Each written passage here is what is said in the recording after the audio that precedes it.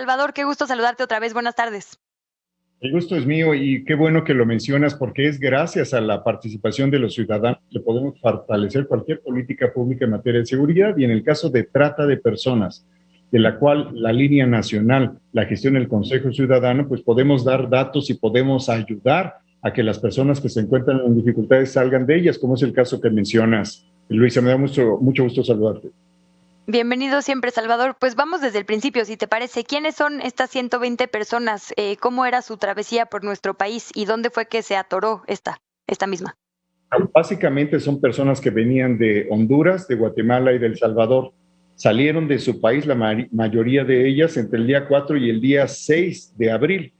Transitaron por la frontera muy porosa del sur de nuestro país, llegaron a Comitán y ya desde ahí una persona que empezó a notar algo extraño en el comportamiento de cómo eran tratados y cómo se relacionaban con los demás, empezó a reportar con nosotros en el WhatsApp, en el chat que tenemos, que es el 855-3300, y nos indicaba que estas personas están en riesgo, están comiendo muy poco, nos dicen que comen arroz con leche. Estas personas reportan lo mismo en Tuxtla Gutiérrez, ya más avanzados en territorio mexicano. Entonces, en la conexión que tenemos con las autoridades locales y federales, logramos intervención de la Fiscalía de Chiapas y llegó a la Fiscalía este reporte, y de este reporte pasamos a intervenir el domicilio, que ya se habían retirado. Esto estoy hablando de las autoridades. Después tuvimos otro reporte en Puebla, en un poblado limítrofe entre Puebla y Tlaxcala, y es de ahí donde fue posible identificar este grupo de 125 personas que, gracias a algunas fotografías y a las llamadas y al WhatsApp, fue posible que intervinieran las autoridades. Cuando ven venir a las autoridades las personas que estaban en manipulando la voluntad de esta esperanza de estas personas de irse hacia Estados Unidos, fue en ese momento en que finalmente se pudieron rescatar y fueron orientadas hacia refugios donde están en este momento. Salvador, ¿cuál es la recomendación para la población mexicana y para quizá la población latinoamericana en general que nos ve en estas travesías, en este tránsito por nuestro país? Entonces, que siempre tengan esta comunicación de alguna manera con las líneas de ayuda, con alguien de regreso a casa, para que si hay algún incidente puedan reportarlo automáticamente. Imagino que el miedo para ellas y para ellos es que si lo denuncian puedan ser deportados. Claro, es que este es un problema, porque primero tenemos un fenómeno socioeconómico que consiste en esta migración que tiene un momento crítico en los últimos 15 años en la frontera de México con Centroamérica y en la frontera de Estados Unidos con México. Esta corriente migratoria corresponde necesariamente con ciertos movimientos, ciertas incertidumbres de carácter socioeconómico, número uno. Número dos, las personas que transitan necesariamente tienen que sujetarse a condiciones inenarrables de tránsito, entre las cuales se incluye la entrega de sus teléfonos celulares. Cuando a alguien le piden su celular y ya no tiene posibilidad de utilizarlo, estamos en una circunstancia muy compleja y muy comprometida. Afortunadamente, en algunos casos, algunos de ellos logran mantener su celular y pueden mantener comunicación con su familia. En este caso fue gracias a la comunicación de un integrante de este grupo que estaba viajando con un infante de 5 años de edad, que fue posible que se comunicara con otra persona y que enviara una fotografía, y esa persona la comunicó al Consejo Ciudadano, y gracias a ello y al directorio de servicios que tiene el Consejo fue posible realizar la intervención, y también gracias a la participación del comandante Javier Pita, a quien agradecemos allá en el Estado de México, que con su intervención, con su conexión, fue posible realizar esta intervención fuera del Estado de México, insisto, en la frontera entre Puebla y Tlaxcala.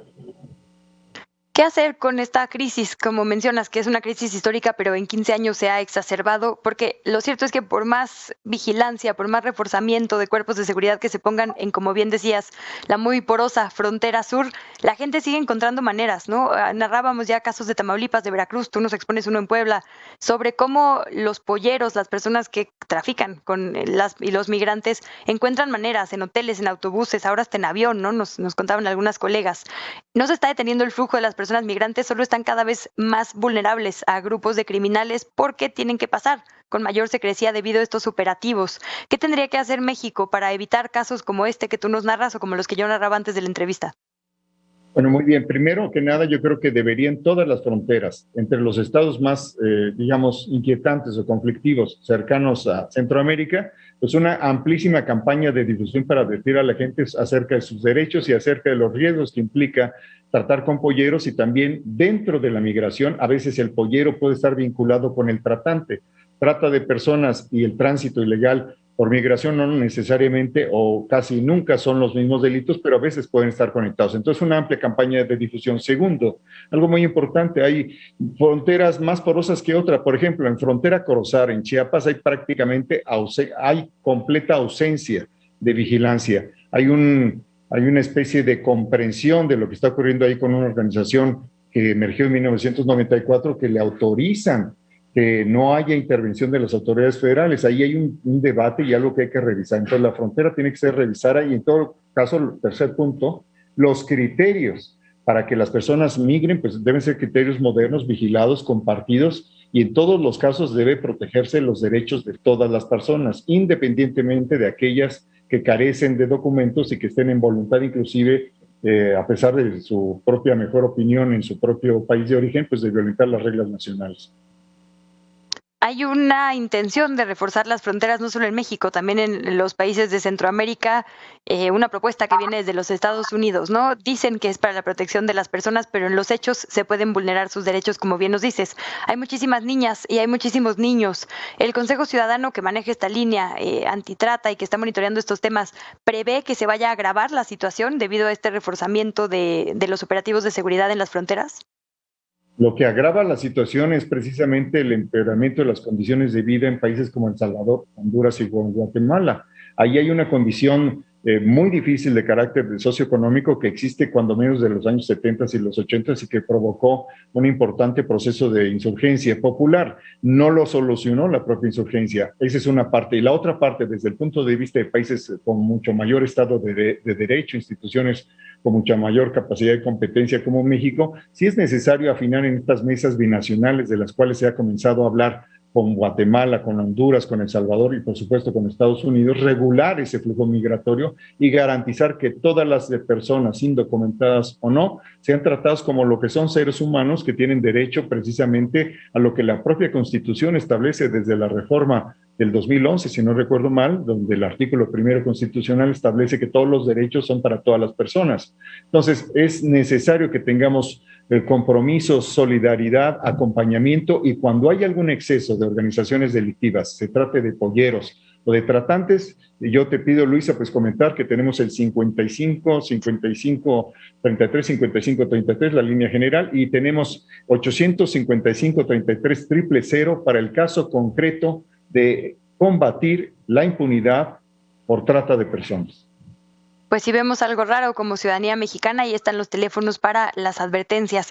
Y las personas migrantes tienen la posibilidad de solicitar el estatus de asilo, el refugio político a México, ¿correcto? Es decir, una vez que se acude a rescatarles, no es una deportación automática, tienen derecho todavía, digamos, a solicitar una visa humanitaria o algún otro procedimiento para mantenerse aquí en México.